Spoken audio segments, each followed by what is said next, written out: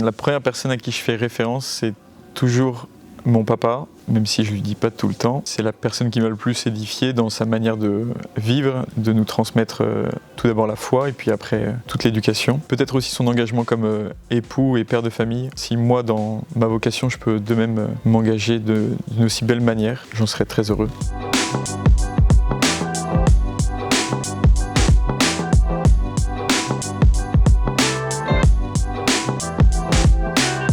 Je dirais pas qu'il y a eu un événement particulier et c'est dommage dans le sens où c'est exactement ce que j'aurais voulu parce que je suis un peu militaire sur les bords et donc un ordre clair du Seigneur m'aurait bien convenu. Hélas pour moi et en fait heureusement pour moi, le bon Dieu fonctionne pas comme ça. De voir que ça a été par des appels progressifs, non pas d'une autorité forte, mais dans une gratuité et une douceur qui était l'expérience d'un amour immense, l'expérience du scoutisme, des camps avec les franciscains. Tout au long de ces choses-là, un désir au fond de moi qui grandissait de me donner et de me donner entièrement. Je suis quelqu'un d'assez entier, je crois, et donc de pouvoir imaginer ne pas y aller à moitié, mais dans un don assez radical, et finalement de découvrir que c'était comme prêtre que le bon Dieu me voulait, non pas comme au départ je le pensais comme sauveur du monde de la Vendée militaire, catholique et royale, mais bien comme un simple serviteur, un simple prêtre qui reflète l'amour du Christ, qui est au service des personnes qui lui sont envoyées,